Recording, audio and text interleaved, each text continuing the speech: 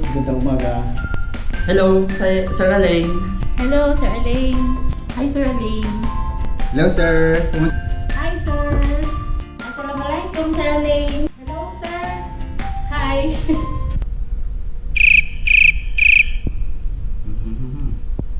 A few moments later. Hi, sir. Hi, Sir. Hello po. Hello po, Sir Alain. Hi, Sir Alain. Hello, sir. Hello, Sir Alain. Hi, Sir Alain.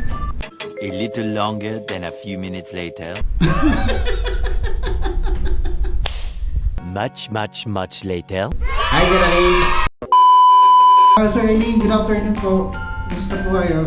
Hi, Sir Alain. Hello, Sir. Hi, Sir Alain. Sir Alain, annyeong. Hello, Sir. Hi, Sir Alain. Hi, Sir Eileen, idol. Buenos dias, Sir Alain! Hi, Sir Alain. Hi, Sir. Hi, Sir Alain. Hello, Sir Alain. Hi, Sir Alain. Hi, Sir Eileen. Annyeonghaseyo, Sunchinim. Hello, Sir Alain. Hello. Hi, Sir Eileen. Sir Alain. 네, 안녕하세요. 알레인 대표님. Hi, Sir Alain. Hi, Sir Alain. Hi, Sir Alain. Diyos marahin na aga. Hi, Sir Alain. Hi, Sir Alain.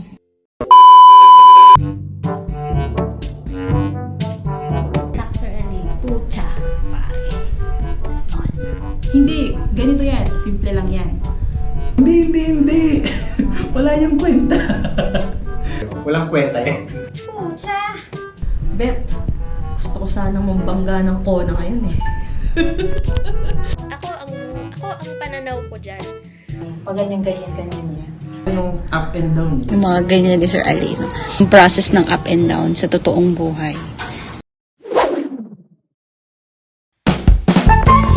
Si Sir Alain po ay bully. Siya yung bullying tao, ganun. Ganun. Pag nakita po niya yung parang talent ng isa yung ganyan, talagang hindi po mawawala sa kanya ang mambubuli siya. Yun, kasi pag nakikita niya ako, yun, lagi niya akong nasa, ganun. Makulit. Bakit? Nagtatapon niya ng upuan pag si Jojo kumanta. Peace, Jojo. Sir Eileen, King Koy. Kahit siya director. Yung mahalatang director, dahil lapat siya sa tao kahit anong pang posisyon mo. Pet Malu. Kasi nasabi ko yon, you're the best kasi lahat ng command mo actually maganda naman yung resulta kinalabasan at yung teamwork naging strong. Malupit. The term na parang in a sense na yung tipong lagi siya nag-remind sa'yo. Kaya ang lupit sobra. Lodi na lang, Lodi. Millennial. Lodi kasi sobrang kasama. Then yung leadership niya talaga namang outstanding. And sobrang hindi ko siya nakikita na hindi nakaka-intimidate kasama si Sir Alain. Yung talagang parang siya, ang gaan-gaan niyang makisama sa akin. Sir Alain, Joker. Ang bata. Kasi ang ganda ng skincare ni Sir Alain. Parang medyo nga ako dun sa skincare ni Sir Alain. Curious. Bakit ang pink-pink ng kanyang pisngi? Kinis-kinis. Sabi ko, rosy cheeks. Mas rosy cheeks pa sa akin. Father figure. I can see you as a father of FSQR. Para sa akin, ano ba yung pinakamagandang word na madidescribe ko kay Sir Alain yung ama. No? Kasi siya yung ama ng FSQR. So bilang ama, ginaguide niya yung team sa mga decisions nila. Minsan kapag may mali, talagang bibigyan kanya ng pangaral, no? Pero natulad ng isang ama. Eileen, kahit hindi kami madalas nagkikita sa planta, basta hesitate na pag nagkita ko sa planta, kahit siya pa ang unang bumabati sa akin, kahit sabihin ng director siya ng planta, hindi siya yung ma-awkward ka o mag-hesitate kang batiin siya dahil siya napaka-approachable na tao. Sa buong stay nyo kasi sa company, sa team, yung guidance nyo laging nandun. Hindi yung kapakanan kasi ng company, hindi lang kasi kapakanan ng company yung iniisip nyo, but yung for the growth of everyone, lahat ng members ng team. Para sa akin, Sir, wise. Para sa akin, Sir Alin po is a very wise man. Sir, tuwing nag-discuss siya, parang humihintay ko lagi yung mga kwento na sa mga experiences niya kasi talagang marami po kami natututunan dun eh. Ibig sabihin, yung decision na ginagawa ko niya is laging nasa tao. Tiwala po ako na kung ano man po yung lagi ng desisyon, alam ko para yun. Si Sir Aling, strict person.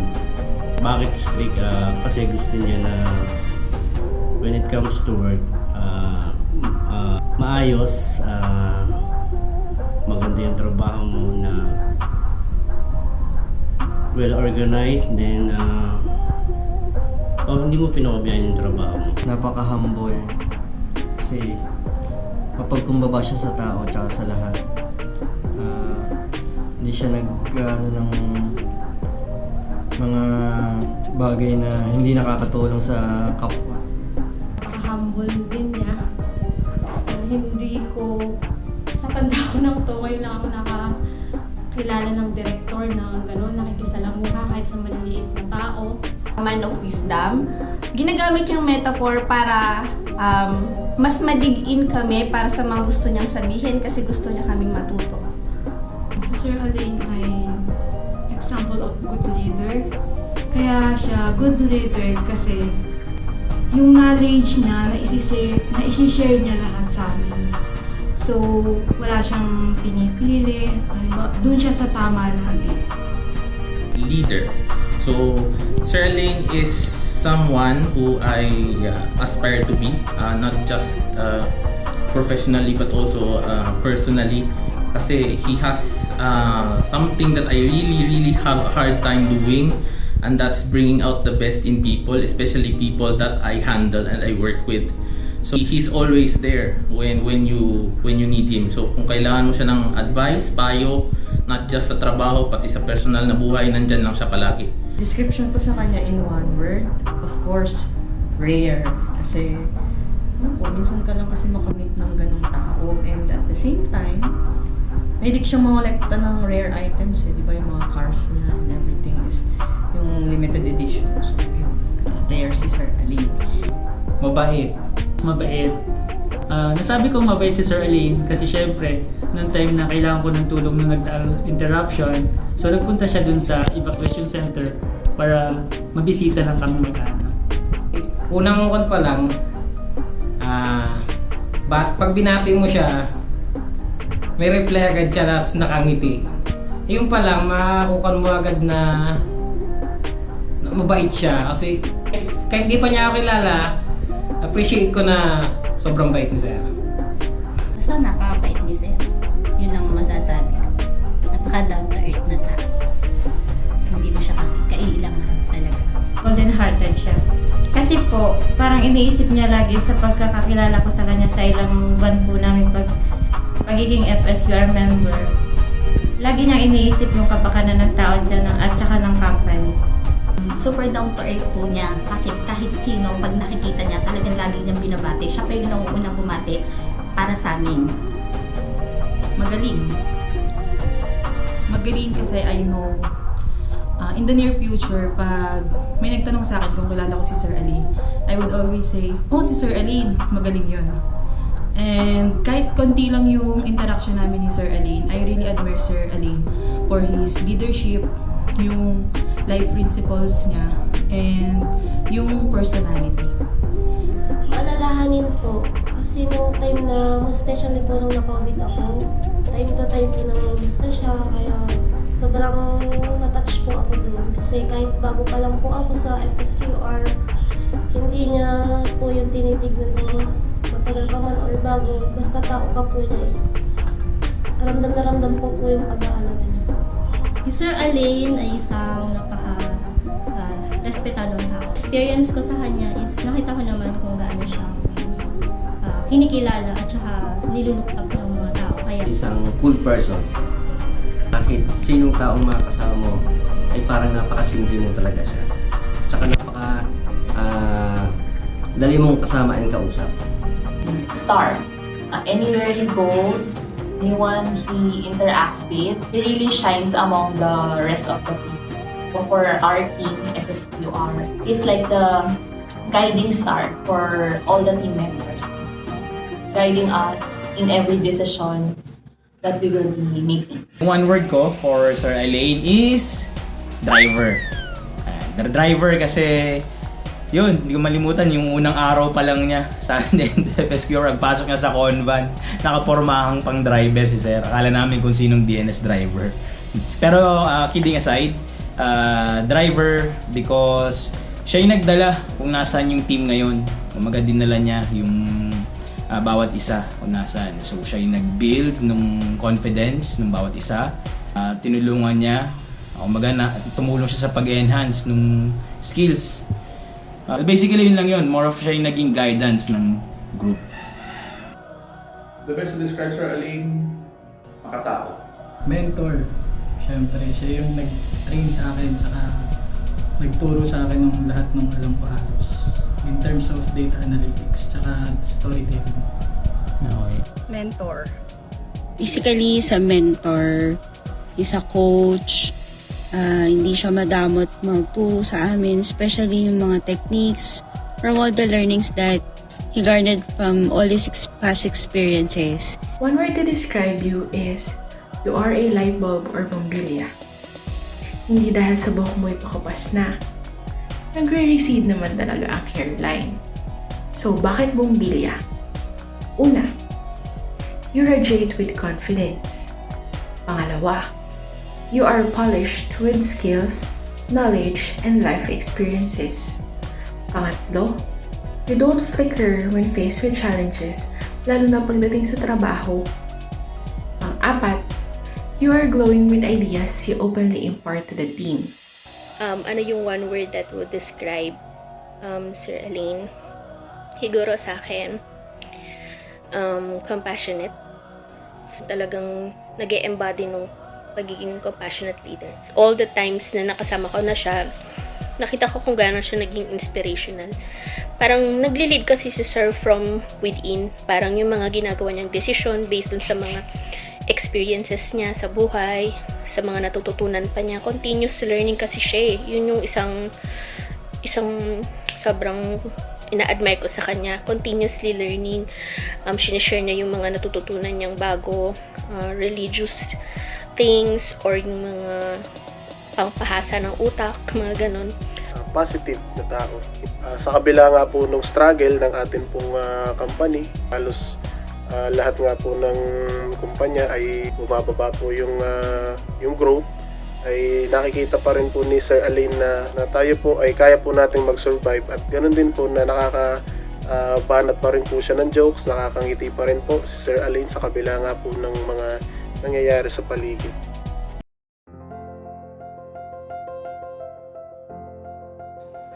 Ang hindi ko makakalimutan kay Sir Elaine is kung kausapin kita, i-report ko yun sa loob ng CMPS. Sabi mo lang sa akin, ituring na bahay ang pinagtatrabahuan. Kasi ang kusina, hindi ka dapat makakakita ng kumot at tunan. Sa primary, yung sira yung gripo, na humihingi siya ng tools, siya na lang daw ang gagawa. Sabi sa engineering. Lagi niyang pinapaalala na always remember kung yung bakit mo.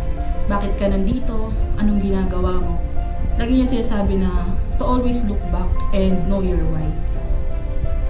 So, yung isa sa mga hindi ko makakalimutan na moments with Sir Elaine is yung pinakaunang pa-dinner niya dun sa kanila.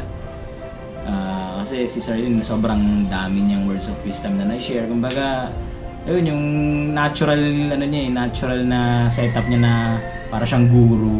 At the same time, napakasaya nung dinner na yun. Puro lang kami tawanan, konting kantahan. Tapos binusog niya pa kami.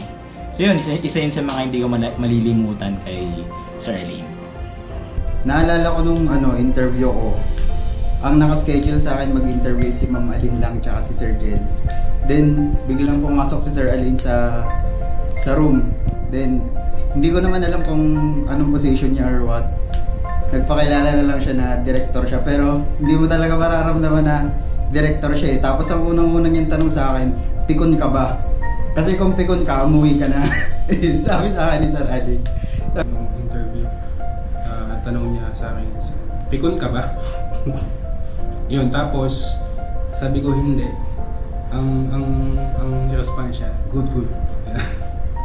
Sa akin po, nung unang araw po ng interview ko, pumasok po ako sa Convan. So siya po yung unang tumayo na nag-shake hands po sa akin na hindi pa po ako na-hire, pero naramdaman ko na po na welcome at home po ako sa CJOY. Yung feeling po na dapat kakabahan ka kung sino yung makakasama mo, pero hindi mo alam yung pinakamataas na posisyon pala dito. Siya pa yung pinaka-humble na unang nag-approach sa'yo. At naramdaman mo po na, mababait pala yung mga tao dito. Kasi yun yung pinaka-importante, yung relationship sa bawat kasama mo. Palabiro po si Sir. Palagi niya sinasabi sa akin na babaeng walang kilay. Si Sir Elaine ay siya ay naging kwela. Palatawa, syempre gusto niya yung team niya maging happy lang lagi. Tapos yung pagiging active niya sa pagiging singing, komedyante sometimes, parang lahat madadala sa kanya sa mga pakwela niya. Siguro yung pinaka-memorable na experience na kay Sir Elaine nung kasama ko siya nung unang-una kaming nagpunta sa NMIS. And then nagkumain kami sa SM. Tapos nakita niya yung yung isa sa mga kakilala niya sa company at sobrang iniwan niya ako sa Shakey's at nakipag-daldalan siya sa sa mga kasamahan niya doon. So siguro nakita ko na napatunayan ko kung gaano siya kalapit sa mga tao at gaano niya pinahalagahan yung mga nakatrabaho niya dati. So yun. Time na nagkaroon po ng COVID, alam niyo po naman natin na isa po sa mga naging positive. Hindi po siya, walang araw po hindi po siya tumawag sa akin para makamusta, mag-chat. Kahit po yung mga superior po namin mga ganon. Kaya pag-ibig po sa akin na kahit ano pong dumating na pagsubok problema po, yun naman po ipagsubok lang na kayang-kaya na po natin harapin. Yung sa akin, sinabi niyo po sa akin na yung pagsubok na yan, diyan ka matututo, diyan ka magiging matatag. Kaya kapit lang, basta keep on praying na lang at laging tanda na nanalo na sa likod jokes niya sa Sir Elaine. Kay Sir Elaine yung pag nakakasalubong po, kumbaga hindi siya dahil director siya, hindi siya gano'n na sobrang taas, di mo isipin na parang director baka hindi ka pansinin. Madali siya ma-approach. Pag binati mo siya, babatiin ka rin niya pabalik. Kaya ayos lang naman, parang yung pag-uusap nyo, pwedeng parang tropa lang din, hindi yung boss saka yung nasa labas. Para sa akin, madali mo siyang malapitan, gano'n. Kasi yung mukha niya, approachable ba? Hindi ka magdadoubt na mahiya sa kanya. Person ka talagang tatanggapin niya or kakausapin niya. Yung para sa akin, para tingin ko kay Sir Elaine. Isang bagay na hindi ko makakalimutan sa yung time na tayo po ay nagkaroon ng gathering, yung po yung sa Nolis. Yung po yung unang best friend na kayo po ay nakakasama. So from that moment po, nasabi ko, nung nakasama ko siya at nakausap, ay sabi ko sa sarili ko na parang napaka down to earth yung tao. Kasi from the start po tayo na nag-discuss kung time training, hanggang doon po sa gabi na tayo ay nag-inuman ng konti, ay para po talaga kayong napakasimpleng tao. So, doon pa lang po sir, naramdaman ko na kayo po ay parang katulad namin na simpleng tao lang. So, yung tumatak sa akin kay Sir Elaine is yung during team building. Kasi lagi nga siya nagme-metaphor. Ang lagi niyang sinasabi nun, parang yung QA is isang bangka. So, hindi siya uusad kung hindi lahat tayo magsasagwad. So, na-realize ko na sa trabaho natin, what we need is teamwork.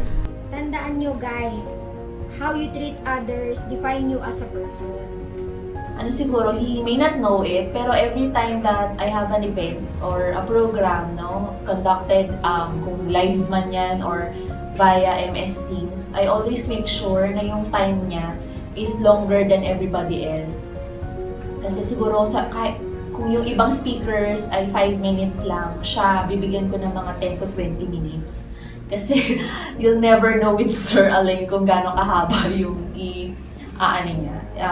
i-share niya sa atin, which is also a good thing kasi hindi lang siya technical kung mag-share but also inspiring, no? Based on personal experiences niya in life. So yun siguro yung most memorable story. Si Sir Alain po kasi ay parang down to earth siya. Kahit sino kakausapin niya, kahit mababa sa kanya, kakausapin niya. One time po nung magkaroon tayo ng team building, nandun po kami sa table. Hindi naman po namin siya kasama mismo sa table. Pero tumabi po siya sa amin para kausapin kami, kamustahin kami, alamin yung kwento ng buhay namin. Tapos magkukwento rin po siya ng buhay niya tungkol sa pamilya, ganyan. Tapos mag-a-advise po kung sakali ng halimbawa ay meron kang problema, ganyan, nag-a-advise po siya. Sabi nga ni Sir, start sa data storytelling, start ka dun sa summary or yung pinakamalaking picture going down to the smallest details. Bali, yun yung pinaka naging rule ko in terms of creating the visualizations at saka sa lahat ng ginagawa kong data representations. Yan. Ang lagi kong naaalala kay Sir Alain ay lagi niya sinasabi sa amin na be good example to others. Siya po yung tumulong sa amin yung time na siya yung tumulong sa akin yung time na nawala yung toll, tapos yung naghahanap po ako ng position dito sa planta natin. Din yun. Kaya talagang ginawa niyong paraan para nandito pa rin ako sa CJ. Ang hindi ko po malilimutan kay Sir Alain yung inikayat niya po ako dito sa Batangas, yun po, at hindi naman po ako nagsisi. Siguro I cannot single out any particular incident na talagang hindi ko makakalimutan kay Sir.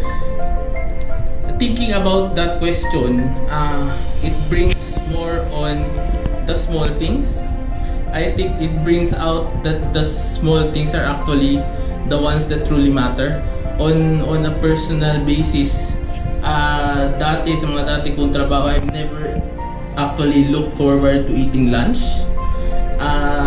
But nung si Sir Alain napunta dito sa amin, kasama namin palagi siya sa lunch, napaka-clingy. At doon mo makikita na doon pala sa simpleng lunch na yun, na paulit-ulit ginagawa, doon ka pinaka nakakonect sa isang tao. Because doon sa mga lunch na yun na maliliit, na araw-araw, na if you think about it, does not have anything to do with work. It's just a mundane activity that you need to do because you're hungry. But it became special in a sense that I got to know Sir Alain on a deeper level because of that. Not just on a professional level. It's more on a personal level, hindi lang sa mga connection mo na kinikwento mo, Sir. Hindi lang sa bisikleta mong napakamahal, sa mga Ducati mo, sa Mini Cooper mo, at sa napakaganda mong bahay. But more on you as a person. I got to know you because of those small lunches na yun. Your view on what should be done on business, towards other people, how we should act towards others who are lower than us, as well as most especially your principles, kung ano yung para sa iyo ay ang tama, at yun yung pinaninindigan mo, at yun yung pinaglalaban mo. Buntis ako noon, siguro yung hormones ko kakaiba. So ang nangyari noon, konting ma-agitate ako, naiiyak ako. So naglalakad ako dito somewhere sa may receiving ng like birth. Nag-iiyak ako. So sa dami ng taong makakasalubong ko, si Sir Alain pa.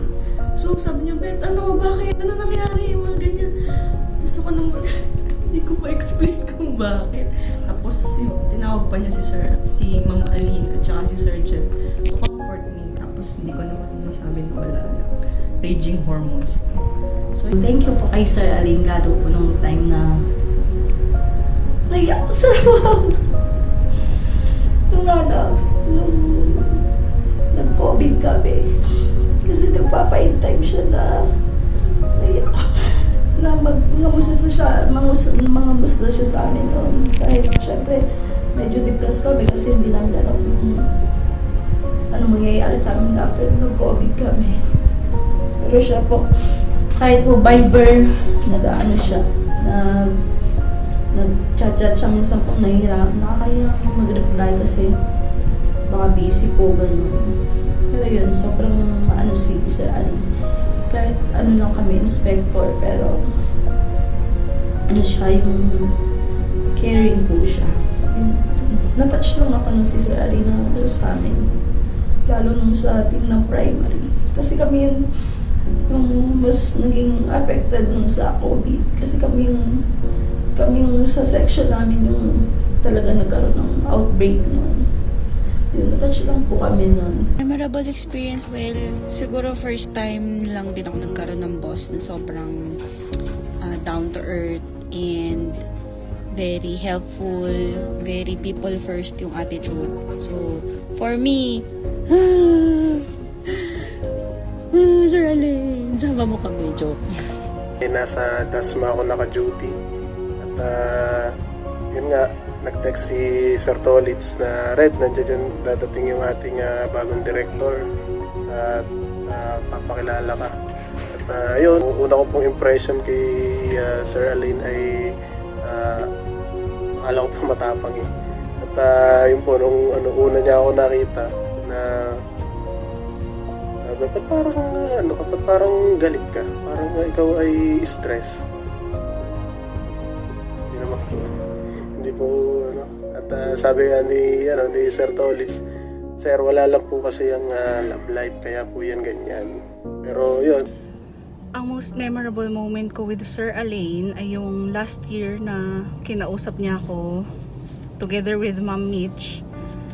And kinonvince niya ako na hindi pa ako dapat mag-resign. So, sa mga hindi nakakaalam, nagplano po ako mag-resign last year. Kasi nagsistart yung business, tapos medyo bago sa akin tong role. Yun yung time na down yung confidence ko and hindi ko kayang pagkatiwalaan yung sarili ko.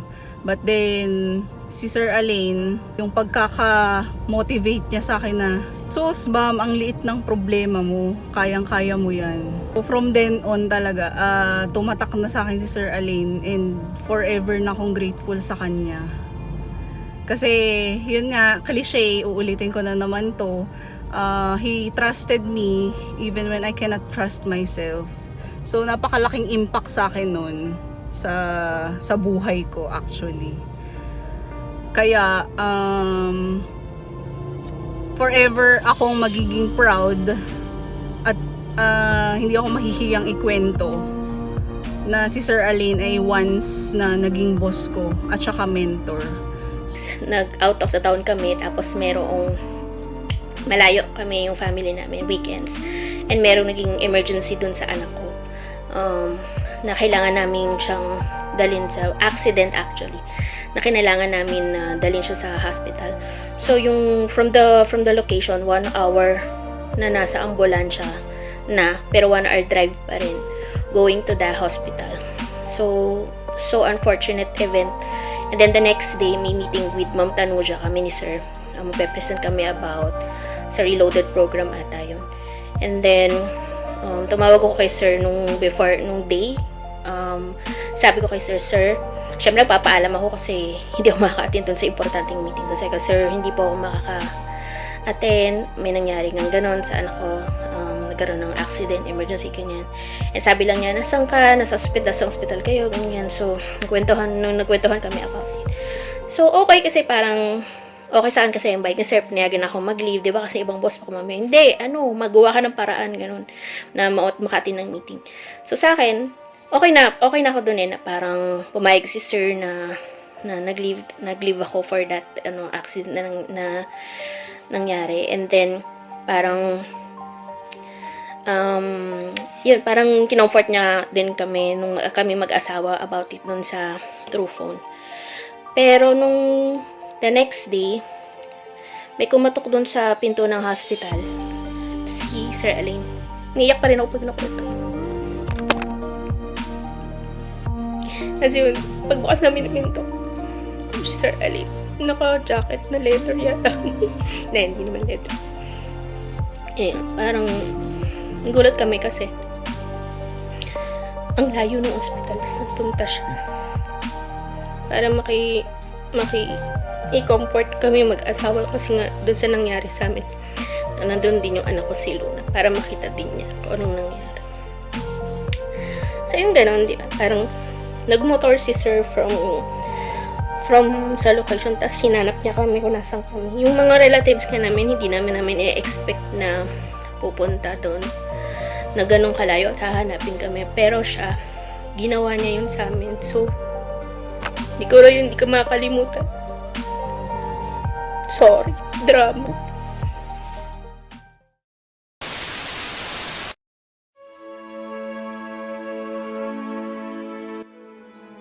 Maraming salamat, Sir Alain, sa mentorship mo at sa guidance mo sa amin lahat. Good luck. Kita-kits pa rin tayo. Sir Alain, thank you po sa matyagan yung pag-coach sa akin at saka pag-mentor. And then for also believing na kaya ko yung trabaho sa CJOY.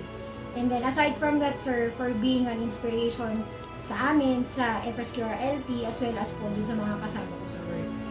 Sa mga payo niyo, sir, aside from sa trabaho, thank you po sa mga payo na binibigay niyo, especially on how I can help my kids cope up with the negativities lalo sa school, sa mga peers, tsaka kung ano yung nangyayari ngayon, especially dahil sa pandemic. Malungkot man, sir, kasi aalis ka, pero I would like to thank you po sa lahat ng mga tinuro niyo po sa amin sa FSQR, hindi lang po sa work, sabi ko nga, as a person. And then, good luck, and God bless always po sa inyo at sa inyo pong family. Sa susunod nating pagkikita, pagbalik nyo at nagbakasyon kayo after siguro ng mga isang buwan from Bukidnon, kita-kits na lang, sir. Salamat po ulit. God bless. Thank you for hiring me in the first place. Kasi you know that I do not have any experience with poultry, but still you believed in what I can offer to CJOY by hiring me. And also, we're continuously guiding and challenging us every time and encouraging us to approach and look at things from a different angle. Hindi lang dun sa conventional ways of doing things tayo, but dun sa more alternative and technological way of doing things. Yun. I know na maliit lang yung industry, so this isn't goodbye kasi I know magkakakitaan pa tayo sa mga events, conferences, or kung saan mang sulok ng Pilipinas. And I hope by the time na ma-meet ulit kita, sir, magkapantay na tayo. Just! Mag-ano na tayo. I have also reached the same level na katulad. And, or kung hindi man, at least dun sa kalahati. So, marami, siguro sa lahat ng mga naging boss ko, ikaw yung marami sa akin na imparts, especially sa mga life lessons and life experiences. Kasi hindi ka lang naging boss technically sa trabaho, but also you have given or inspired us and given us inspirations and aspirations to do better and to strive more sa mga careers natin and sa mga personal lives natin. So, thank you, sir, and see you around.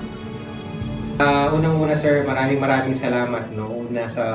Kasi kinontinue mo yung binigay na tiwala sa akin ni Ma'am Aileen bilang isang leader. So, sa totoo lang hanggang ngayon, tinatanong ko yung sarili ko regarding sa yung supervisor, specialist, yung mga posisyon na hawak natin ngayon. So, minsan napapatunayan ko rin naman na may nagagawa din naman ako At salamat sir sa tiwala. Sobrang hindi mo pinakita sa akin na kina-question mo yung kakayahan ng bawat isa. So, sobrang maraming salamat sir at siguro dadalhin ko yun sir hanggang sabihin natin sa company ito, hanggang sa ibang company, yung mga tinuro nyo sa amin. At tinuro nyo sa akin na pinakita na every time, sa orientation pa lang, excited ako na marinig ulit yung mga sasabihin mo pagdating sa mga training, sa mga orientation ng mga bagong employees. Kasi araw-araw, every time na nagsasalita ka sa tao, may natutunan ako sa iyo. Sorry, naiyak ako. Okay. So, ayun, maraming salamat sir. Yung sa hindi higit sa lahat, sabi mo nga yung ugali ng tao. No? Yun yung pinaka-importante sa lahat. Yung talino, yung ano man meron tayo na kaya nating makuha eh. Pero yung ugali ng tao, yung pinaka-matter sa lahat, magmamatter sa lahat. So, yun, maraming salamat sir at good luck. Asahan niyo sir yung mga itinuro niyo sa amin, sinuro niyo sa akin na hindi ko na makakalimutan. At yung mga encounter ko rin na makakasalamuha ko ng ibang tao ay yun nga, yung pinaka-plan niyo sa amin is to duplicate yung mga karunungan na i-share niyo. So, maraming salamat sir and good luck po. Salamat. Thank you na lang po sir sa lahat ng experiences, sa mga opportunities pong pinagkaloob niyo sa amin. Good luck po sa bago niyong work. Sabi ko lang sir, ingat ka kahit saan work mo mapuntaan, at ang masasabi ko lang ay ang swerte ng company na lilipatan mo sir. Sana matikman yung mga alak mo. Sir Alain, thank you po sa pagtanggap nyo na maging member ako ng FSQR, and then sa konting panahon po na kasama ko kayo sa FSQR, marami po akong natutunan sa inyo sa pamamalakad nyo. Alam ko po may bago na kayong life journey ulit. Good luck po sa pupuntahan nyo. Alam ko you deserve everything the best in life para sa inyo. Thank you sir. Good luck. Naniniwala din naman po ako kahit saan kayo magpunta. Hindi po kayo pababayaan ng Diyos dahil napakabuti po ng puso niyo. Lagi kayong mag-ingat.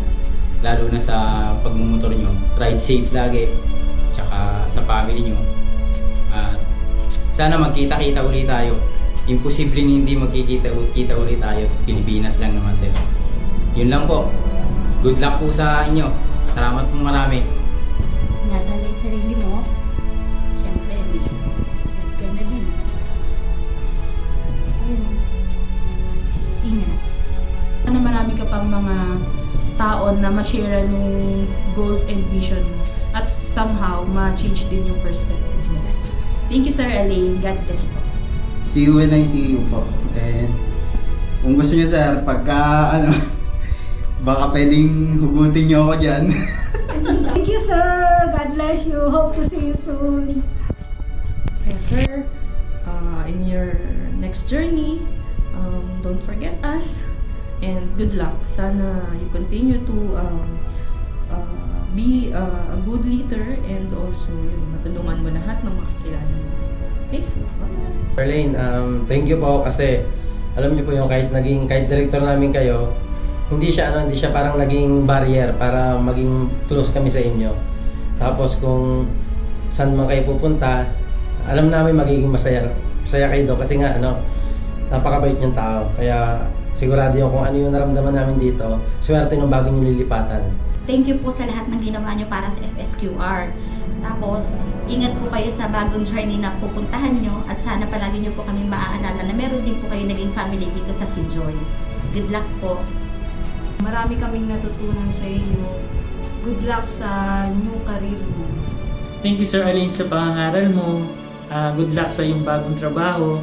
And then God bless you always. Thank you. Pray na i-bless ka pa ni Lord, and i-bless niya yung family mo, and anumang desires ng heart mo. Sir Alain, thank you, and God bless po. Thank you po sir sa lahat at good luck po sa inyong next journey. Sir Alain, thank you sa lahat. Bale, kayo yung first director ko na nakakatuwa na kilala mo kaming lahat, especially yung name namin. Halos lahat kasi ng director kilala lahat ng tao niya, nginingitian, pero iilan lang yung tao na kilala talaga sa tunay nilang pangalan. Thank you and good luck sa bago mong work. Buena suerte. Sir, maraming salamat po, and good luck po sa inyong bagong journey, sa inyong career. And sana po sir, wag po kayo magbabago. And hopefully sir, na kahit po kami ay, or ako, tumawag po sa inyo minsan, sana nandiyan pa rin po kayo para sa akin. Thank you po. Thank you Sir Alin for everything. Kahit na may silang yung pinagsamahan natin dito sa CJOY, madami akong natutunan as an individual and as a professional din. Yung learnings na i-share mo sa akin, sa amin, sa buong team, hindi yun matutumbasan kahit anong bagay. Thank you and good luck sir. So, good luck po sa bago niyo pong career and God bless. Hindi kita mamimiss kasi alam ko naman magsasama tayo. See you soon! Thank you Sir Elaine. Kahit pa paano sir, nakasama namin kayo. Lalo ako sir kasi bago pa lang po ako sa FSQR. Lagi kayo sir mag-iingat at sana po yung maging mas successful po kayo sa inaharap. Thank you po and God bless. Sir, thank you. And good luck sa pupuntahan niyo. Thank you sir. Marami pong salamat Sir Alin. See you around po. God bless. Hindi ka man po namin nakakasama sa araw-araw naming trabaho, ramdam namin yung pagiging concern mo. Kasi lalo na dito sa tripe, lagi kaming nabiyahe, nararamdaman namin yung pagiging concern mo sa safety. Thank you po at good luck po sa pupuntahan nyo na bagong work. At may miss ka po namin sobra. God bless po. Bye-bye. Good luck po sa inyo, Sir Elaine. Kung saan man po kayong lilipat na trabaho, o saan po kayo mag-i-stay, lagi po kayong mag-iingat. Marami po salamat at naging part po kayo ng FSQR family at ng buong CJOY. Marami po salamat. Bye! Thank you po sa pagiging cool na mentor, very approachable, laging palangiti, hindi mahirap lapitan, laging nauunahan kaming bumati, hindi niyo po kami pinapabayaan as your subordinates, as FSQR team members, lagi po kayong nakaalalay sa amin. You always want us to grow. Mag-iingat po kayo palagi. See you around na lang, sir. So, malungkot pero I'm happy. I know you are happy. Let's keep the connection. Let's keep in touch, sir. Mamimiss namin kayo.